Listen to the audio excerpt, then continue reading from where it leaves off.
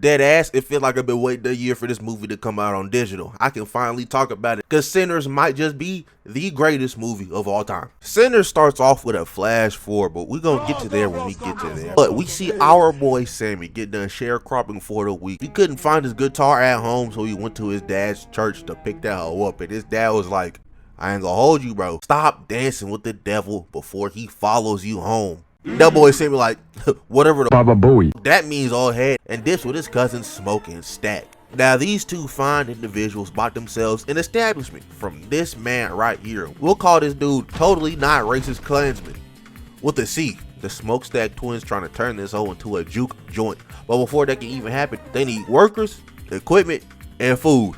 So they split off, Smoke by himself and Stack with Sammy. But Sammy also took the tarp off of his truck and almost got bit up by a goddamn rattlesnake, no Stone Cold. The twins had his back, but I'm not gonna lie, that's bad omen number 2. If I'm Sammy, I'm taking my dad's message and this snake, and I'm looking at the rest of the day like, god damn, they just started. I'm already running into this much BS.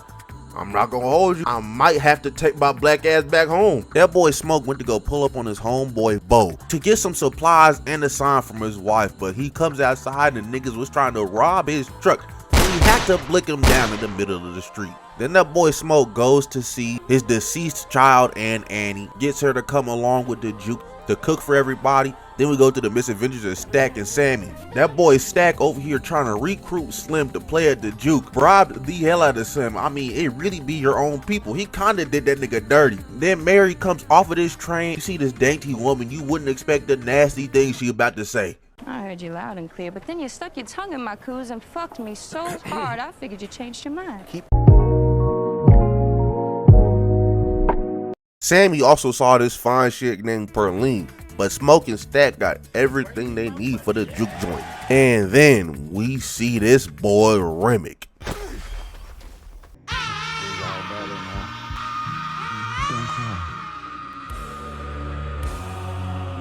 The Indians done beat the goddamn sense out of Remick. You know how bad you gotta do a vampire to have a nigga running away in the daytime? Remick was banging on these totally fine, not racist, Klan members' doors with a C over there, convincing them to let him in. He even gave them boys gold. He even appealed to their non-racism towards the Indians by being racist towards the Indians, and they was like, oh, say less, this nigga one of us. But little do they know, that's the one thing that they should not have done, because once the Indians that was after Remick's ass come knocking on the door, they're like, hey, you let little bro in, that's your ass, we trying to help y'all out. Cause once Shorty closed that door and went back into her house to look for her husband, she found him and that nigga got ate up.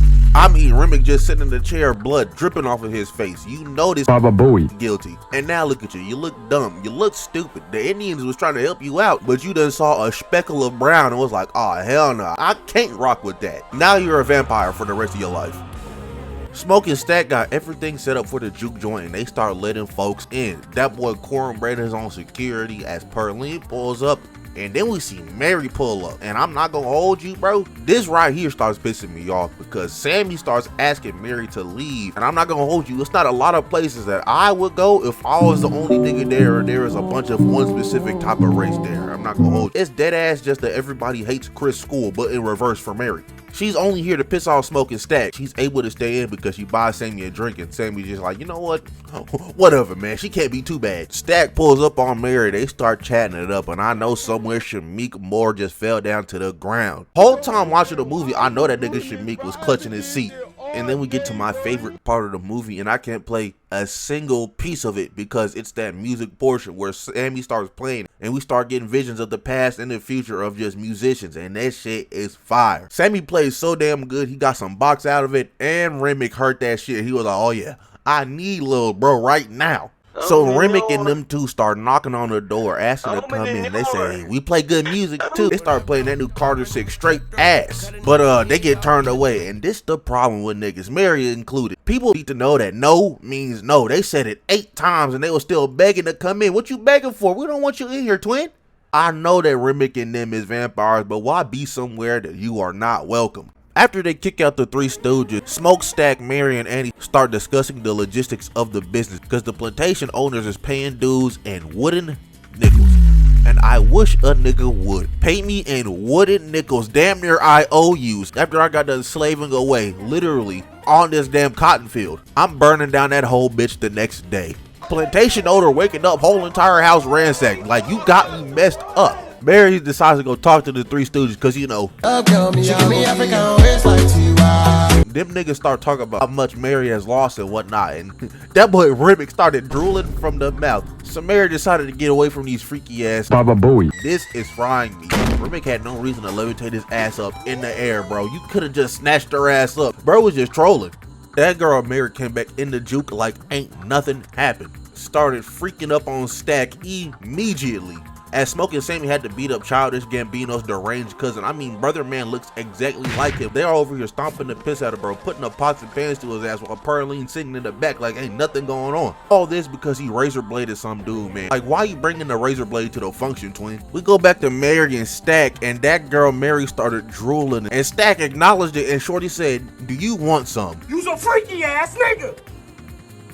Fuck you mean? Get your freaky ass on. You know you freaky. On my dead grandma, and you can see me about it. Don't come over here with this, that freaky ass, sick ass shit, your little freaky ass. Freaky bitch! Ladies and gentlemen, this is a different type of down bad. Do you see the viscosity of this? This is some strange shit, man. I think I've just come to the conclusion that Ryan Coogler's himself is just a freak. I want to be that fly on the wall in the room when they decided to make this scene a scene. Smoke and Sammy go over to Stack and oh, nah. They open the door just to see Mary tongue deep in this nigga throat. I mean, good gosh, she bit bro so hard his ass is doing the jig. He is not having a good time. So like any reasonable brother, that boy Smoke dumped 2 mags in her ass. Mary got her ass right back up and hit the dash, said, "We gonna come back for y'all." Baba Booey.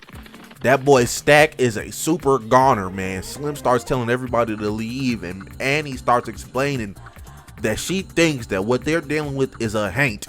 Grace done told Bo to go warm up the car, done sentenced little bro to his demise. Cornbread came back from taking a whiz and he's asking to get let back in, but everybody pressing this nigga like, "What you need permission to come back in for, twin? You was in and out of here all night long." Since the asking to come in wasn't working for Cornbread, he like, "Alright, can I at least get my money and go? And I'm not gonna hold you. This how I'm asking dudes for money from now on." Smoke tried to give Cornbread his money, but he just got his arm snatched up, and Cornbread ate a mean ass shot right through the mouth. Ain't nothing scarier than a big dude with half his jaw hanging out. Like, you got it, bro, my fault. Then we hear a knock on the door from the room that Stack just passed away in, saying, "Yeah, it's me here.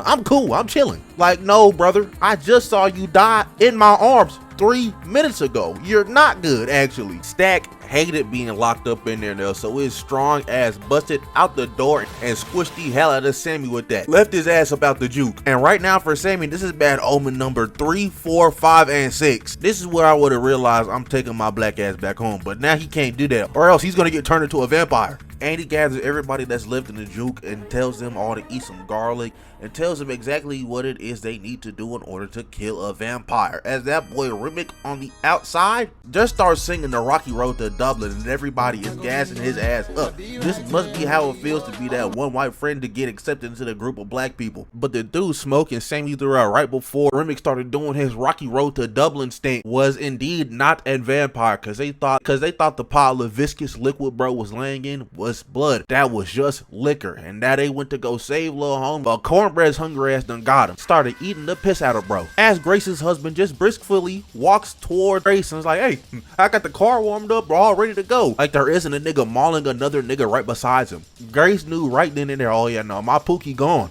But it didn't stop there, because Remick pulled up trying to coerce Grace to let them in. Remick even tells Grace about Lisa left at the store, how he's finna turn her ass too. And then this freak ball starts talking about how she likes her cooter getting ate out in Chinese, just to then drop the bomb that the establishment Smoke and Stack bought from the totally not racist Klansman with a C was in fact bought from a totally racist Klansman with a K.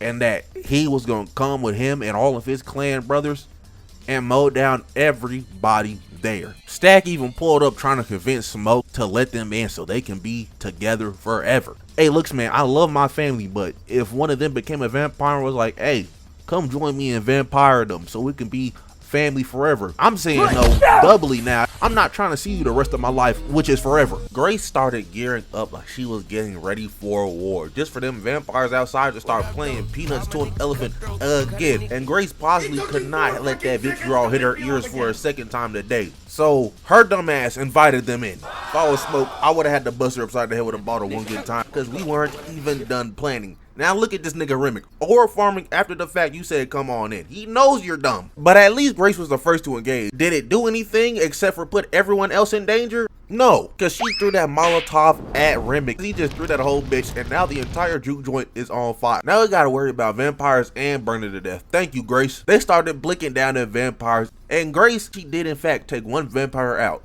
With her as well, because it was both. Now these niggas both burning to death. Thank you, congratulations. You did all this for your daughter? Now she has no parents to go home to. Whole squad of named characters kinda doing these vampires dirty. Everybody else that was left in that hole and wasn't named already got turned. Annie helped Pauline put this vampire on her shirt just for Remick to pull up. She just got splashed in the face with that Louisiana garlic juice. I know that shit gonna be burning the rest of his life. But Annie a real one. She realized hurting Remick hurts all the vampires. They feel his pain just for bitch ass Stack to pull up and bite Annie. Smoke tried to help his baby mama, but Remick done slammed the piss out of bro. Pauline shot Stack off of Annie, but it's too late. She already got bit. Smoke remembers what Annie said prior to this engagement. If I get bit, go ahead and put that stake through my heart so I don't have to turn into a vampire. And he does just that. The vampire started retreating, and so did Smoke, and everybody with Sammy. But before then, that boy Delta Slim cut his arm open with a bottle and led the vampires his way. Sammy, Smoke, and Pauline thought they was out of the clear, and then this is the timeline where everything that could go wrong did indeed go wrong. Slim got ate up. Pauline got ate up. Stack is about to chomp up on his brother. Samuel tried to spin back for a shorty. Remick cut that steak like boy, what the hell did you think was gonna happen? Just to eat 4 hot ones to the chest. Sammy saw this and everyone was telling him, hey, go ahead, get your black ass up out of there. Hopped off this mean ass 2-story building. I know them knees hurt. Sammy was hawking with that busted up knee the best he could, but Remick caught up to his ass, grabbed him by the shoulder and slashed him right across the damn cheek. As we go to the Smoke and Stack whoop, them boys is squabbling. While Smoke and Stack are squabbling, Remick over there torturing the hell out of Sammy. So bro starts reciting Bible scriptures and Remick starts saying them back to Sammy. And I'm not gonna hold you, bro. If I'm saying Bible scriptures because I'm scared for my life and then a demon starts reciting them back to me, bro, you know what? You got it, bro. Whatever you want here, it's yours. My fault. I didn't know you had it like that, twin. Remick started waterboarding that boy Sammy. As we see that nigga Smoke got tired of getting little bro by Stack. Hit him with this nasty, mean ass 2-piece. Just for Smoke to get his ass grappled on the ground, and Stack was finna turn his ass into a vampire. That mojo bag Andy had on Smoke did not allow him to bite his ass. So he reversed it. We go back to Sammy and he reached for that guitar and he smacked the piss out of Remick with it. All them church prayers done infused that hole to a super vampire destroyer, cause I mean, god damn. Cracked his skull open, had that little disc in his head. Now all their vampires going through agony right now. I mean, he done turned that nigga into a Resident Evil monster. Look at bro's face. Remick done took that disc out his head. Speed Blitz Sammy was about to vampire his ass, but Big Billy Goat Smoke done staked the piss out of Remick through the back. As Sammy and Smoke watch as Remick and the rest of the vampires blaze up like a damn Christmas tree because the sun is starting to come out. Well, after all is said and done, Sammy takes the car back home. He drives to his father, and this is actually where the beginning of the movie starts. This flash forward because Sammy pulled up to his pops, beat up, scar all over his face, guitar broken, and his dad was like, you know what? This is the perfect time to turn my son into a sermon lecture. You know what? I'm not even mad at what Sammy does after this. His pops told him, hey man, never play music again. And just like Coco, this nigga decided, alright, that's enough out of you, old ass dude. And dipped, never came back home again. But that boy Smoke, he stayed at the juke joint and he was plotting. He remembered what that boy Remick said and he's getting ready to solo dolo all these clan members that about to show up. Them clans members pulled up to the juke not knowing what's about to hit them. They all got out of their racist mobiles just to get blicked down one by one by one. I mean, it's walk 'em down smoke right now. These niggas have no amount of anything on bro. Like nigga just walking too, there was no pep in his step. He done pulled out the Tommy gun and it was over. The rest of them that was still alive tried to dip out in his truck. So Smoke cooked a grenade, dodged a bullet damn near point blank. I'm not gonna hold you, this nigga might be a superhero. Cause how did none of them land a shot on Smoke? He was damn near grabbing the door, he was so close. He done chucked that grenade in the car and watched the hoe get blown up to smithereens. Unfortunately, one of them niggas did indeed get a shot off on Smoke. But the totally racist Klansman that sold Smoke and stacked the juke is still alive. And he asked bro for a cigarette. He unwillingly gives it to Smoke. He lights the hoe, starts succumbing to his injuries, looks to the left and sees Annie and his baby. Oh yeah, nah, this nigga is gone. He went to go hold his baby, but he put the cigarette out because Annie said she didn't want that Smoke to get on him. That's a bar. Look that racist Klansman down and yeah. He passed away. That's really the movie, man. We got that ending scene with Stack, Mary, and Sammy still being alive after all this time, man. Sinners is a 10 out of 10. This movie is perfect to me. Moral of the story is learn that no means no. Don't be begging niggas for anything if they said no multiple times, bro. You just gonna have to hold that, twin. But with that being said, if you liked, like, comment, subscribe, do that good stuff, and yeah, I'm out of here. Bye.